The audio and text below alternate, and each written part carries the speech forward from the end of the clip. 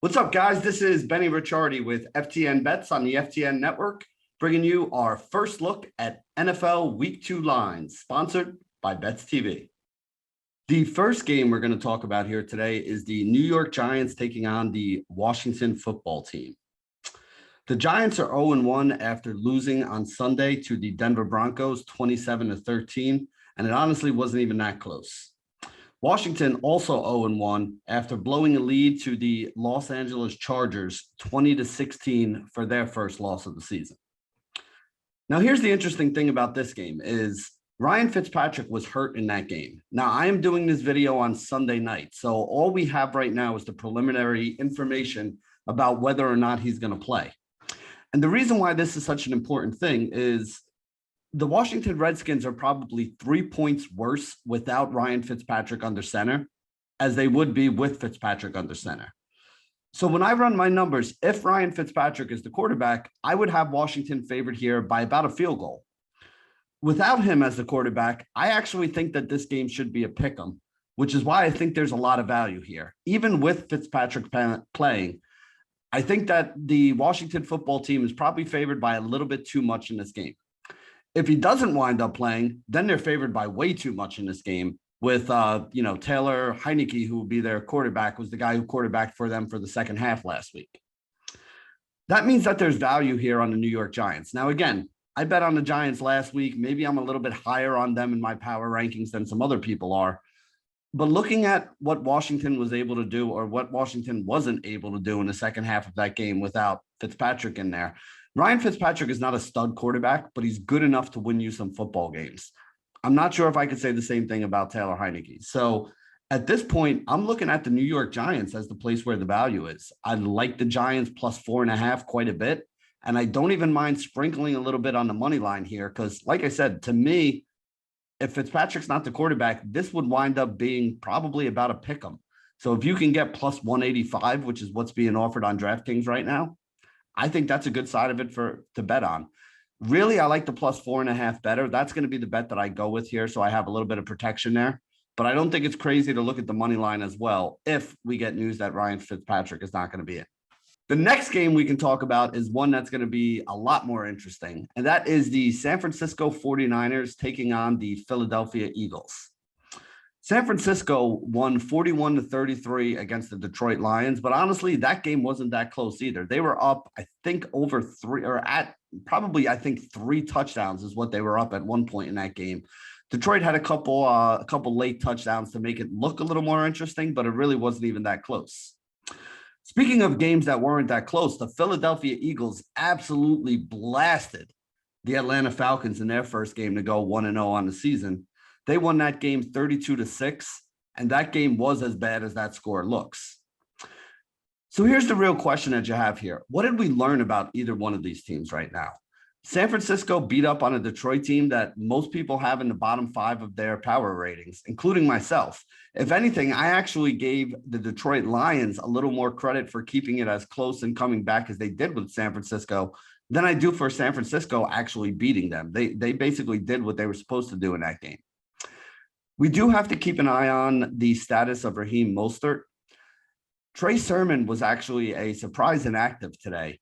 And after Mostert went down very early in the first quarter, I don't even think he had more than 5 carries before he wound up going down. They wound up using a whole bunch of backup running backs that nobody really had on any of their fantasy teams or, really didn't help anybody out altogether. But that's just kind of the way that the San Francisco 49ers play, right? Like they're going to spread the ball around. You saw multiple receivers make plays here. Kittle made a couple catches. You had the big catch by Deebo Samuels for the run and the touchdown there. You had a couple other touchdowns by some of these backup running backs that came in. Trey Sermon, if Raheem Mostert is going to be out, Trey Sermon is likely to get in there and likely to play in this game. I don't really think it affects all that much, though. We talk about quarterbacks really being the only thing that affect the spread, and it's the truth. A guy like Ryan Fitzpatrick being out in that Washington game is going to have a bigger effect than a guy like Raheem Mostert being out in the San Francisco game. For the Eagles side, the Eagles looked great in their first game there. Jalen Hurts played really, really well. They did take on an Atlanta defense that's not very good. So I don't want to get too excited about the fact that they beat Atlanta 32-6, because what did we really find out about the Eagles? Well, we found out that the Eagles probably aren't the bottom 3 or 4 team that people thought they were. They're probably a little bit better than that. How much better than that? I don't know, because we don't know how good Atlanta is. Remember, the Atlanta offense is definitely weakened this year, losing Julio Jones. But we also know that the Atlanta defense was never very good to begin with. So putting up 32 points on Atlanta is not something that I'm gonna push the Eagles way up in my power ratings for. When I look at this game, my number on this game is San Francisco minus 4.25. So at -3, a little bit juiced up -3 at 115. I actually think San Francisco laying the 3 points is probably the way I want to play this one here. That's the side of this game I want to be on, whether Raheem Mostert plays or not. I do think that San Francisco 49ers are very well coached. I think they have a really solid team. I think the defense is tremendous. I think the offense does enough to, put points up on the board to allow the defense to pin their ears back and go after quarterbacks. And I don't think that the Eagles are going to have as easy a time scoring on San Francisco as they did on Atlanta. So for me, bullish bet of the day, San Francisco -3. I like that number. The next game we're going to talk about, the New England Patriots taking on my New York Jets. New England lost to Miami 17-16. As I told you guys last week, I didn't think New England was going to win that game. The New York Jets lost to Carolina 19-14.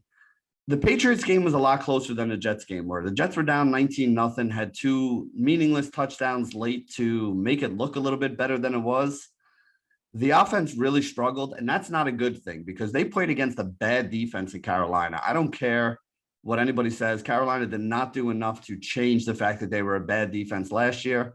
Nothing that I saw out of them in that Jet game, which I watched being a Jet fan, makes me believe that that's going to change. The New England Patriots do have a very good defense. They took on a very solid Miami team. They held them to only 17 points. They struggled offensively with the rookie quarterback in there, but that's to be expected. I think that might be the key difference in this game here, which is why I'm not willing to back my number. My number on this game is actually the Patriots -1.25. The Patriots at the sports books right now are -3.5, which is bigger than my number and on the wrong side of that 3. If this was a 3, maybe I would consider taking it. But like I said, I don't see any good number here, and I do not want to bet on the Jets. I'm not taking the Jets +3.5. I don't care that they're home. I don't care that New England's not a very good offense. Betting on the Jets right now is just not something I'm going to be doing, and this is coming from a diehard Jets fan. So my number on this game, Patriots -1.25, no bets whatsoever for me. The next game we can talk about, the Houston Texans taking on the Cleveland Browns.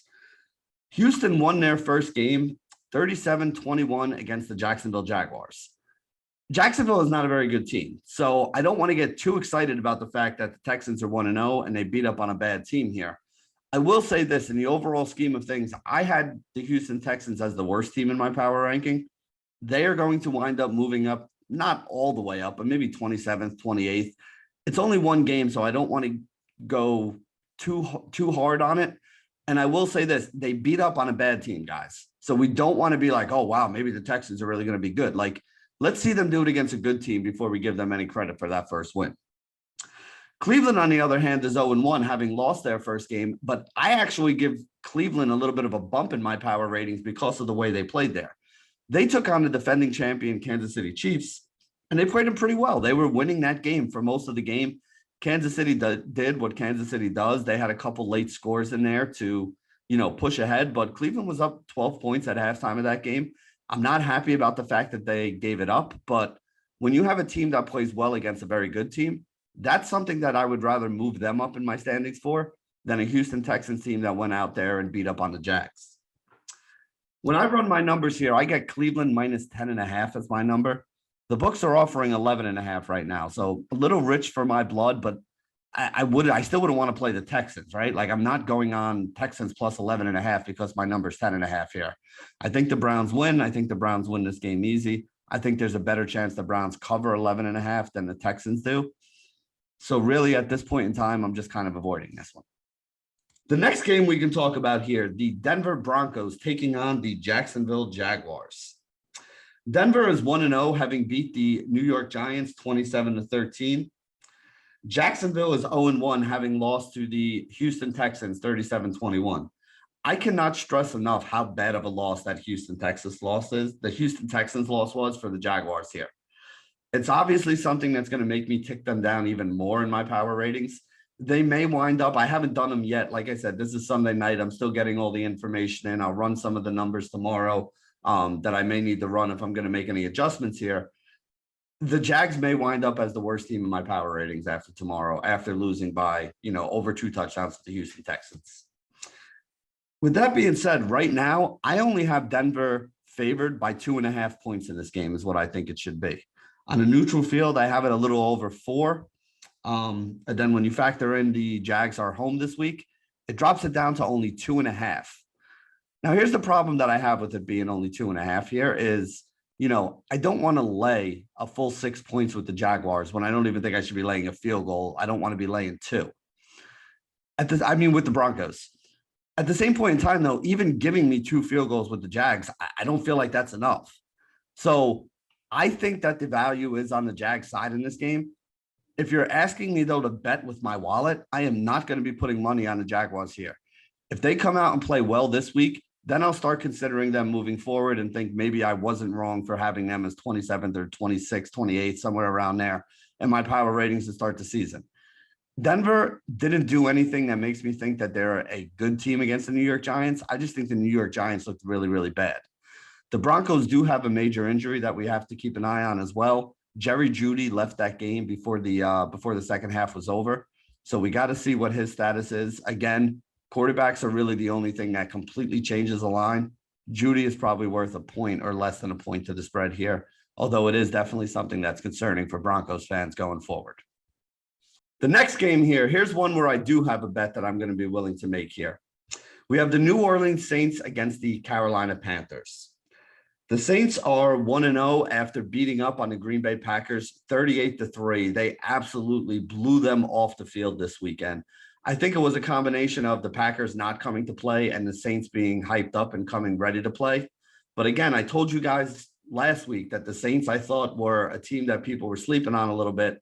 And Green Bay might have struggled a little bit with Aaron Rodgers not really, having his head in football to start the season.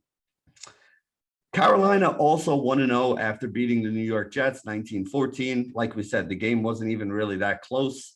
But with that being said, there's not really much I'm going to do to the Panthers here. It's not like I think the Panthers deserve some kind of major push up in my power ratings because they beat the Jets.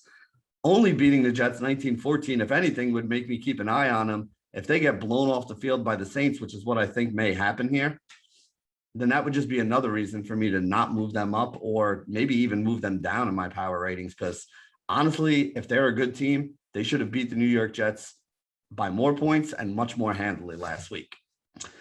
So when I make my number on this game, I'm looking at New Orleans minus 2.5.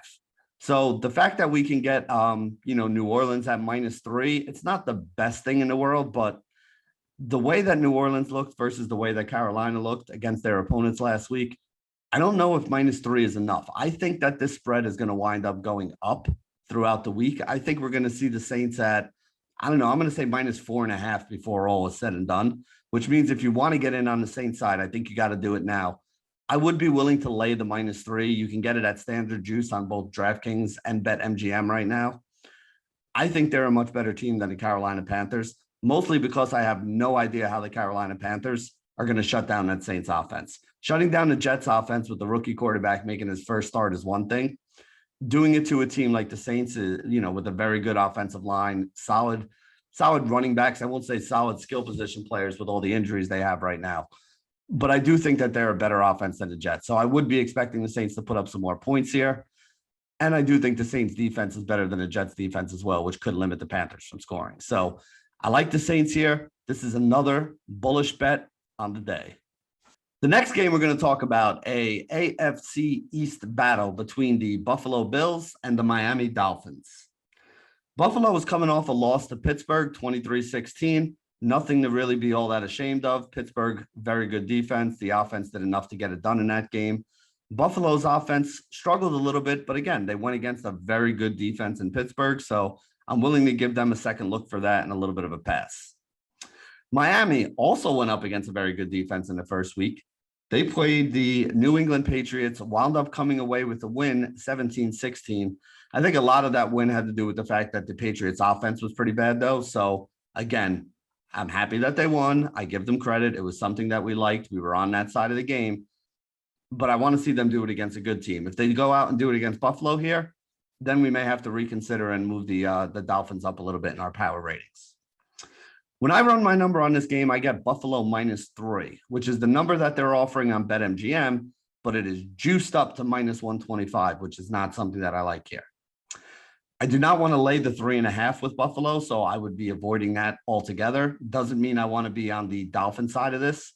If you could find this at -3, closer to like, standard -110 juice, or even -115, if you can find it out there, I would probably be interested in going that route. The money line on BetMGM at -175 is a tad light as well.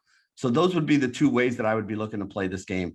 I really want to get a better number. I don't want to, not that I don't like the 3, I don't like the -125. So if I can find some other site out there that maybe has this game at -110 or -115 at a -3, I'd be willing to take it. But like the DraftKings number at 3.5 and what they're basically telling us by juicing the spread up from, -3, 110 to -3, 125, is that this number is more likely to go to 3.5 or 4 this week than it is to drop down below that 3, or even to, come down to standard juice on that 3. So if you like it, unfortunately, taking the -125 on BetMGM right now is probably the way you're going to have to do it, because I think later on in the week, you're not even going to be able to get that. The next game, we're going to talk about the Atlanta Falcons taking on the Tampa Bay Buccaneers. Atlanta looked absolutely dreadful, losing to Philly, a team that most people had in the bottom 5 of their power rankings this year. Tampa Bay is the number 2 team in my power rankings this year, right behind the Kansas City Chiefs. So I expected this to be a very big number. It's probably a little bit too big here. I made the line on this game Tampa Bay -10, and then I actually added a point to it to make it Tampa Bay -11, because Tampa Bay is coming off an extra rest, having played on Thursday night in the opening game of the season. So my number is Bucks -11. The books are offering us Bucks -12.5 on BetMGM at even juice, and -13 at standard juice on DraftKings. Again, probably a little bit too big of a number here, but it's also not a number that I'm going to be on the Falcons side, right? Like, I'm not going to play the Falcons +13 just because I think it should only be +11. The Bucks are going to win this game. The Bucks should win this game handily. The Falcons did absolutely nothing in week 1 against the Philadelphia Eagles to make me think that they're going to be able to go on the road to Tampa Bay and do absolutely anything against the defending champs here. So again, probably a little bit too rich for my blood on this number. Not touching the money line here. Don't really want to make a spread bet. Do expect the Bucks to win this game easily, though. The next game we can talk about, another very interesting one to me. We have the Minnesota Vikings taking on the Arizona Cardinals. Minnesota lost their opening game at Cincinnati, 27-24. Another game that we talked about last week that we liked the Cincinnati side of it. I thought Minnesota's defense is a little overrated. I think Minnesota's offense even is a little bit overrated. And that's why in my power rankings, they don't show up as well as some other people have them. The Arizona Cardinals were a team that I was on the wrong side of last week. They went out there and absolutely murdered the Tennessee Titans. I expected a lot more out of that Titans offense. The Titans defense, you don't really expect much out of them. So I was happy to see the Arizona Cardinals put up 38 points. I think that they would be able to do that again. I think the Arizona Cardinals offense is very good. I think their defense is better than I gave them credit for. And I think that's really why they wound up putting a whooping on the Tennessee Titans in week 1.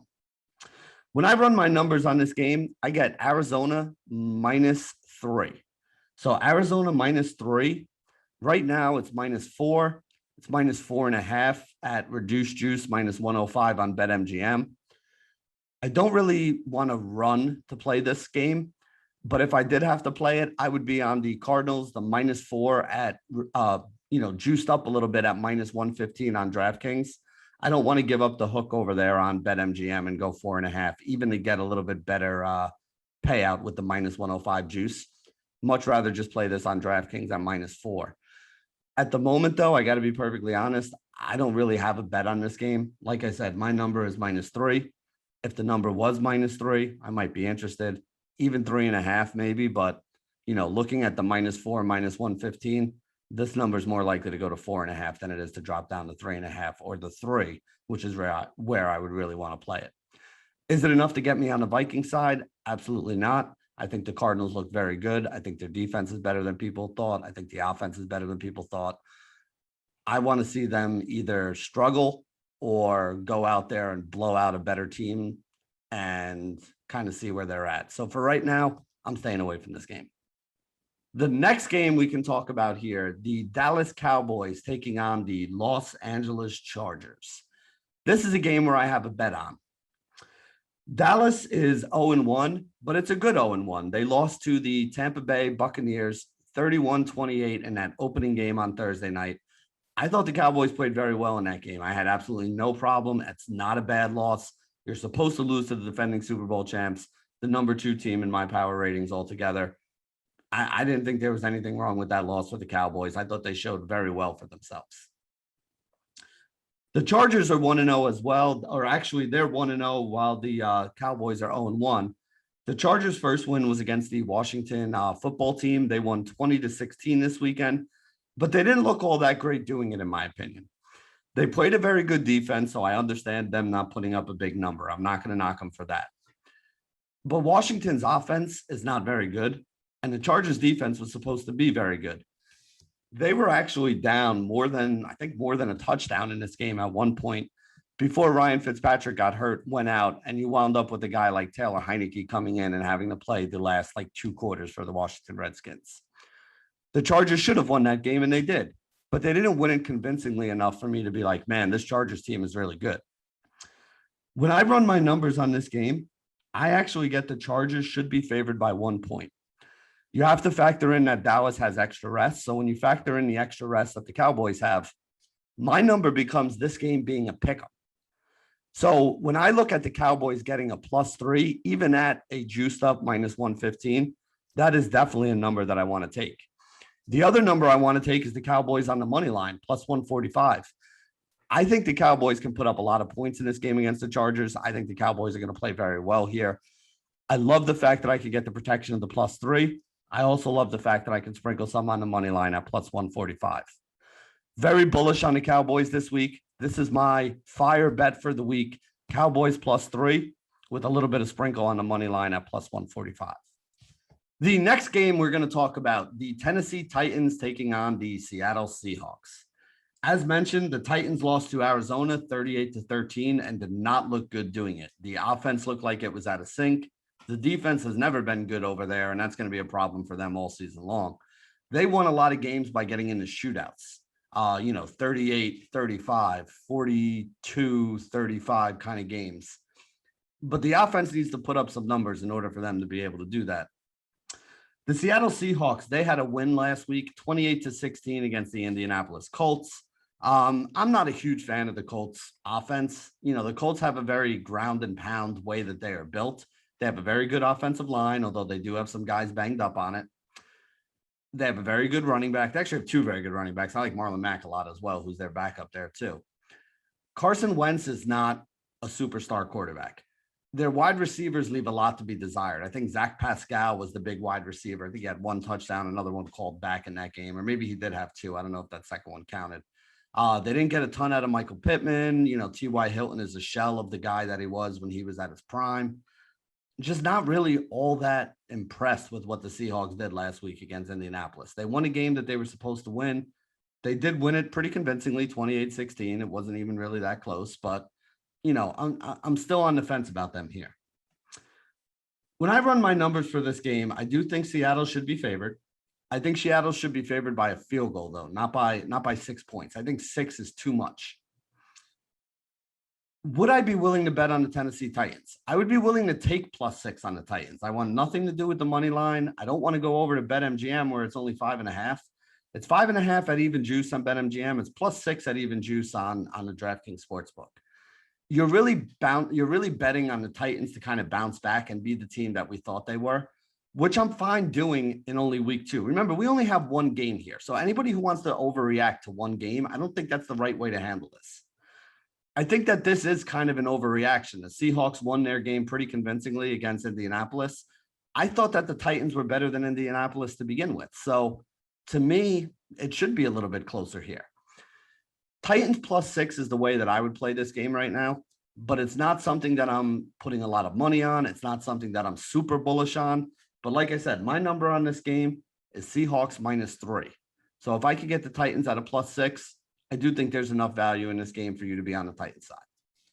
The next game, the Detroit Lions going up against the Green Bay Packers. I don't really know what to say about this game right now, and I'll tell you why.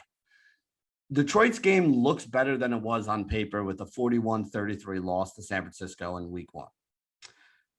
Green Bay's game can't look any worse than it does on paper with a 38-3 loss to the New Orleans Saints.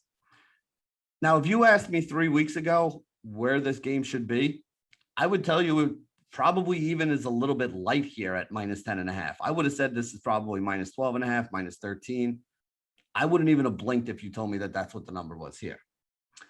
I actually make this game Packers -13. And you guys know I was not as high on the Packers as a lot of other people were, which is why I was high on the Saints last week.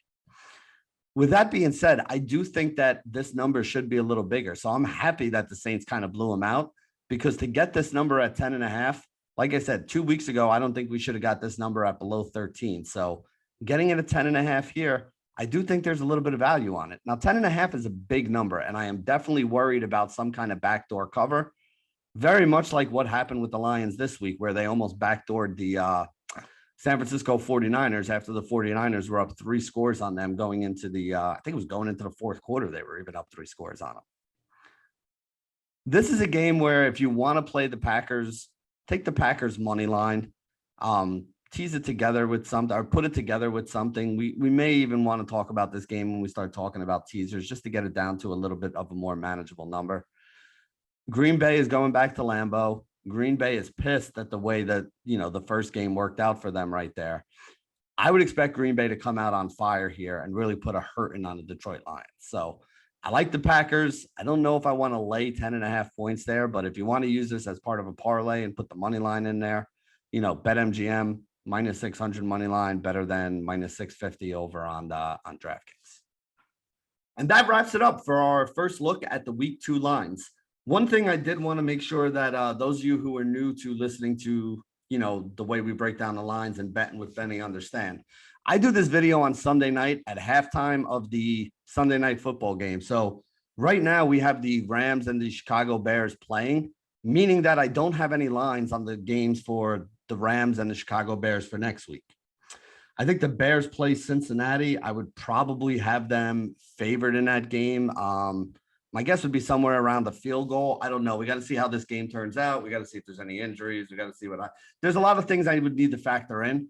As always, if you guys want to see my thoughts on the games that I didn't talk about here, those games would be the Rams in Indianapolis, Chicago and Cincinnati, and then KC in Baltimore, and Las Vegas and Pittsburgh, because Baltimore and Las Vegas are going to be playing the Monday night game. So I don't have any lines on those games until those teams play their first games, or until they finish their first games in the Rams and Chicago's case. You guys could always get over to FTN Bets, use promo code Benny. You get 10% off on any package. And as this information comes out during the week and after those games are played on Sunday and Monday night, then I'll start having a better idea of what the lines are going to be. You can join us over in the FTN Bets Discord. I'm always over there giving out all my information and giving out all these numbers and all these lines and all my prop bets and everything else that I'm playing for the week. So that wraps it up for the week 2 Betting with Benny first look at NFL lines here on FTN Bets on the Bets TV network. Good luck, everybody.